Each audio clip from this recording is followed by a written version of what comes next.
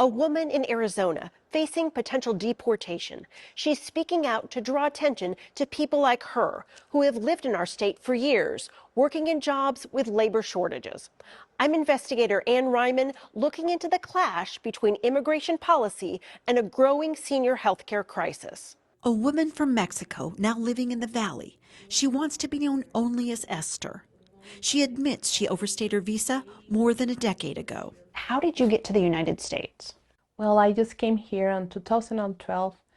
The reason I get here is because like the weight of violence and the lack of opportunity in my country. She agreed to speak to ABC 15 if we didn't show her face.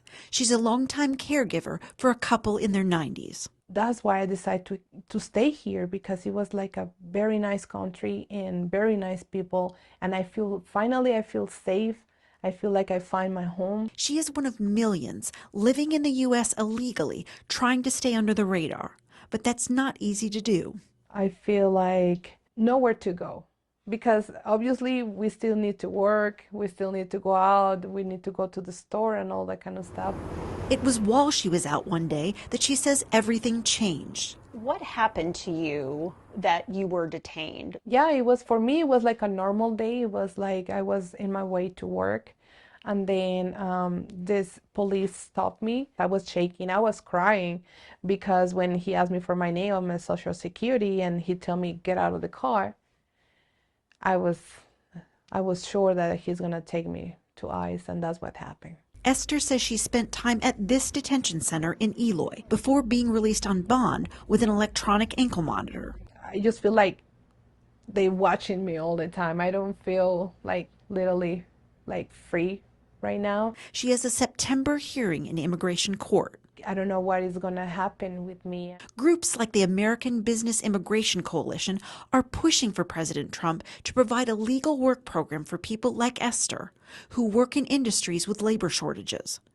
The group says the U.S. faces a growing senior care crisis, with 1 in 4 long-term care workers being an immigrant, and 3.5 million more healthcare workers needed overall by 2030. Immigration law is pretty tough in the sense that there's very few applications or relief ways that people could avoid being removed. Zach Brugman is a Phoenix immigration attorney who doesn't represent Esther. What do you think her chances are of being able to remain here? Based on what you're telling me, I don't think she has much chance at all under this administration. He says in the past, many people like Esther were likely to have their deportation cases closed under what's called prosecutorial discretion, meaning they could stay. But he says that's not necessarily the case anymore. And so there's a much more concerted effort right now to basically go after anyone. The White House responded to ABC 15's request for comment on this story, saying in a statement, "There's no shortage of American minds and hands to grow our labor force." The statement goes on to say, since President Trump took office, 100% of job gains have gone to native-born American workers. President Trump will continue growing our economy, creating opportunity for American workers, and ensuring relevant sectors have the workforce they need to be successful. As for Esther, she says she has no plans to leave voluntarily, hoping to convince a judge to allow her to stay and remain in her job as a caregiver. I really consider the United States my home and my safe place. I love this country. I really want to stay here. So hopefully they give me the opportunity and they give me a chance to prove that I can be a good person and a good citizen.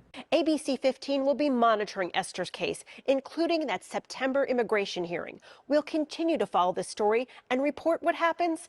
I'm investigator Ann Ryman, ABC 15, Arizona.